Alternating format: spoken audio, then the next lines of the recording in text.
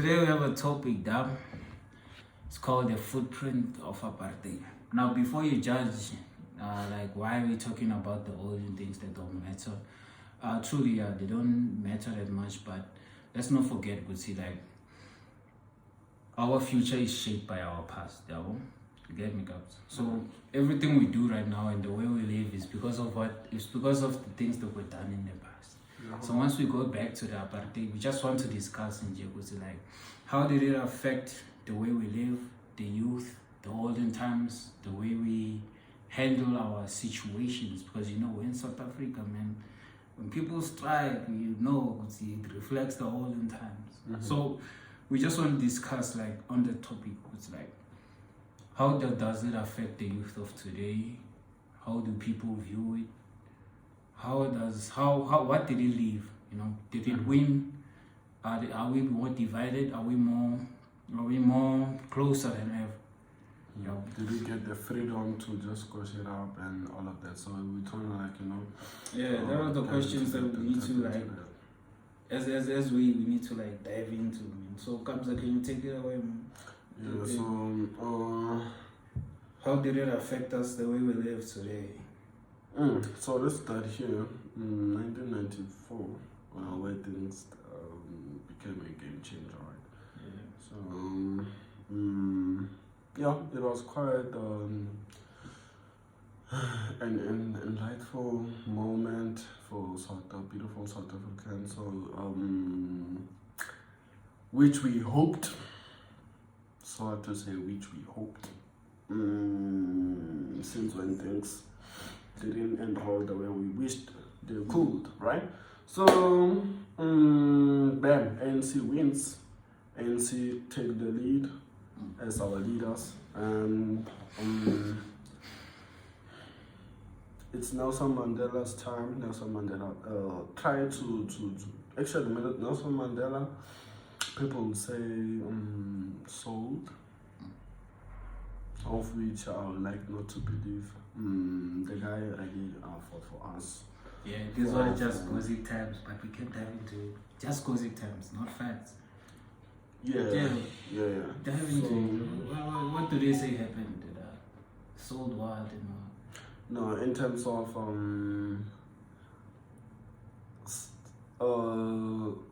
a few citizens believe the monopolization that is really happening at the moment came from Mandela's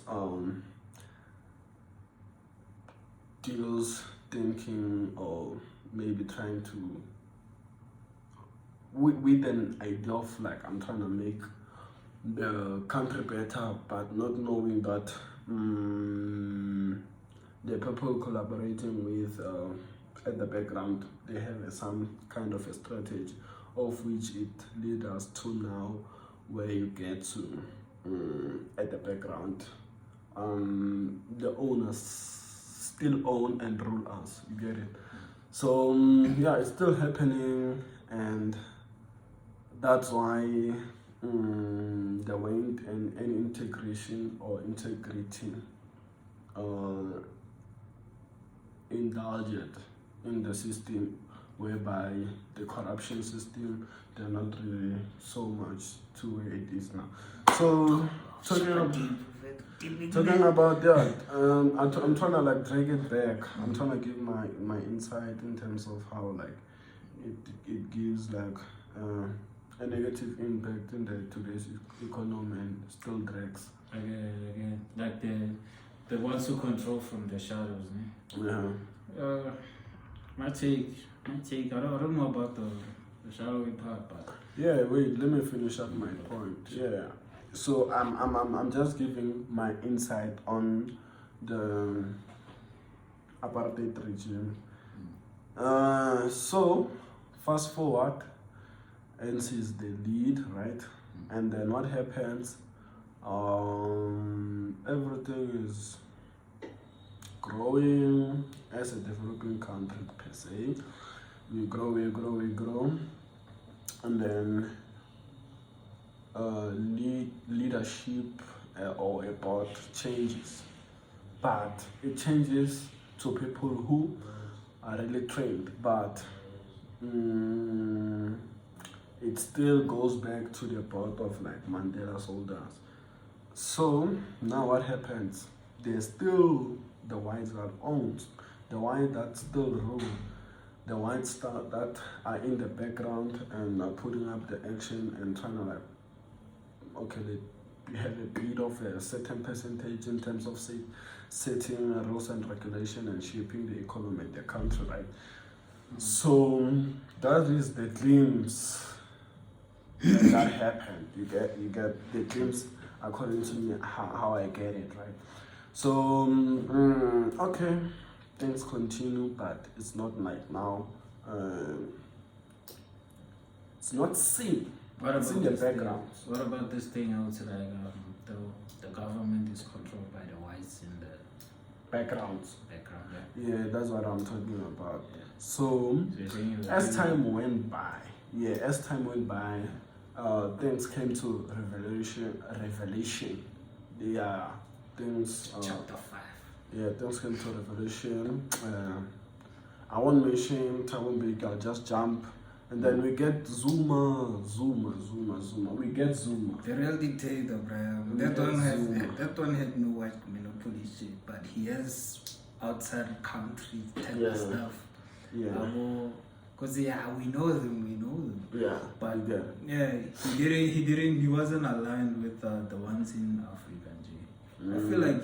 I feel like on my side he was, as much as he was a criminal, I don't support him, but I feel like he was less controlled, more of a free guy than the presidents we have right now and the ones we had in the olden times.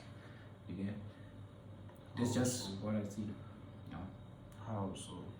no, like he wasn't controlled by the white government of this country. No, okay.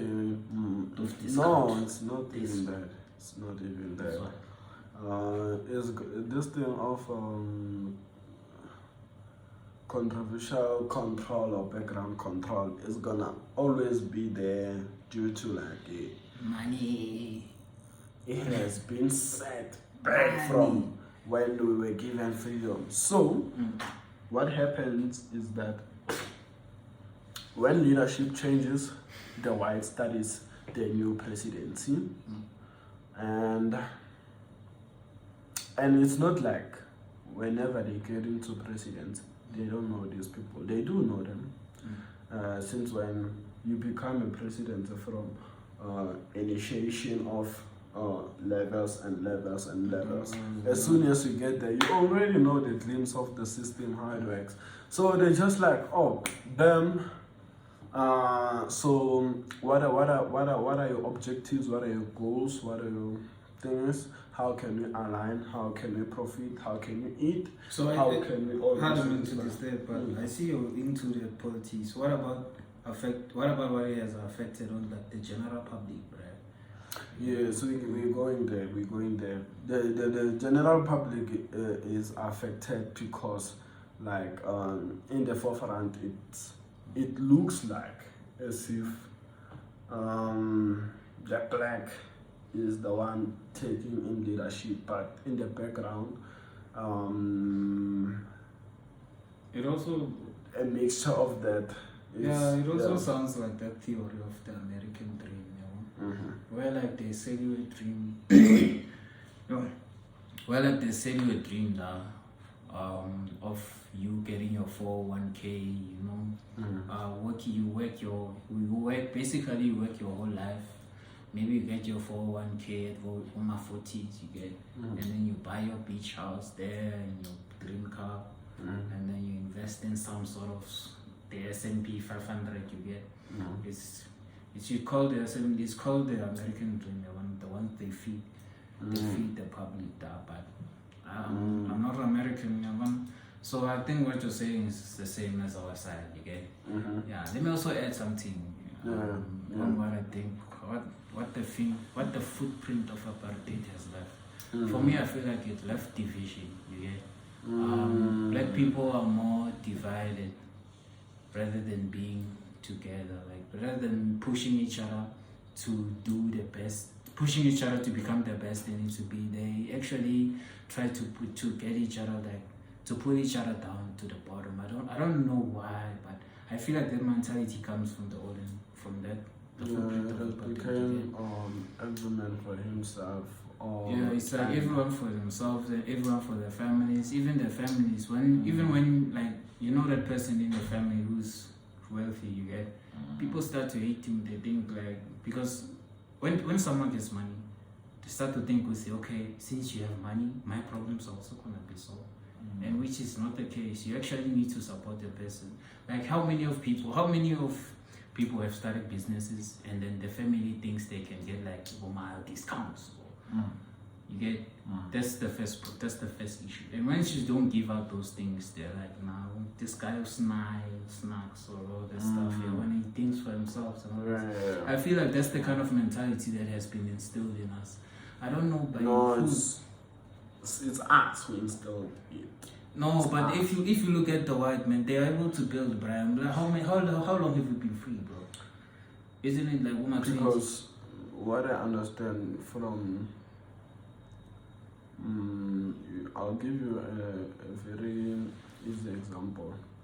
You know, what creates division is, I think, when now individuals are able to put the food in the table and fill up their stomachs. So when an individual come to that point where they are now able to feed their stomach, they don't really get to care about being united in most cases. So, for example, if you can check the suburbs and the auctions, what you see in the auctions would usually the neighbors know each other. In the suburbs, people don't know each other. This is the example I'm trying to point out. So in the suburbs, everyone is moneyed. I don't have to know my neighbor. I'm minding my own business. So you get how the division. This is like it's like real world nature affection. It's like that. Why is it mostly us, man, that are divided, Brian? According to race. If you think about it, and if you ask, many will say like we are the most divided actually. The whites are able to work together, the Chinese, the Germans. Why us? Isn't it because it varies in how you view the perception? We divided in what sense? I think we're divided in like the sense of support. We don't support each other's people, and especially when someone gets wealthy in like a neighborhood, people will try to like drag him down, go to like you sold yourself to the white guys, you did this and that, you don't employ the black people. Yeah, it can be that in another scenario. Because check, different case scenario. this is where my analogy comes from. Yeah. When apartheid was over, many people were left without jobs. You get? Some turn to crime, we get that. It's evolution. Some turn to crime, they try to like every man for themselves. Yeah, well, but why don't we like push each other to go beyond this poverty mindset? Because at that time, yeah, it was a poverty mindset. And then people were being, remember, there were officials, black officials, you get, at those times where the whites were still in control. Those black officials were what? They were pinned towards their own kind. You get me? Okay, you go and spy on your people, and then we will compensate you. You will be rich, we will protect you, we will do that.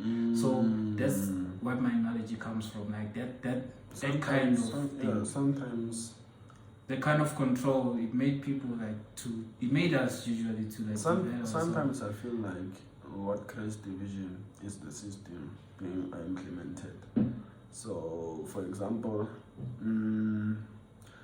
we were united as blacks.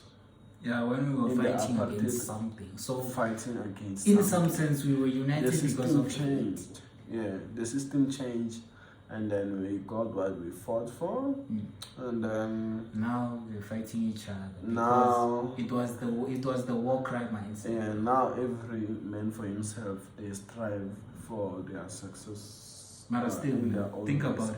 It's not really division. Wasn't it the war cry mindset? Okay, there's this analogy, Brian. There's this saying, let's see. A war hero, you get, or a general who has spent most of his life fighting. Once they achieve peace, what does the general do now? Because mind you, all he knows is fighting. All he knows is strategizing and winning a war. That person will start to fight within himself. You get me? That's that analogy that they're talking about. That person will start to fight within themselves or will start to fight with others. I think that. Okay. Yeah, So because they don't know where to aim their life now, where their life is gonna be based. yeah. So I feel like that's just how we also operated, and it's generational. You get good see inheritance is also comes, man. And then once they teach us our history, we start to think now, and we start to see differently. I get it. Actually, I think like if we define the root cause of division, it would be uniting.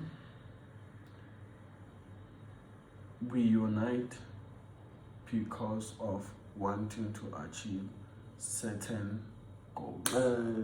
We conclude this episode and we're gonna see you next week again, and we say goodbye. Bam.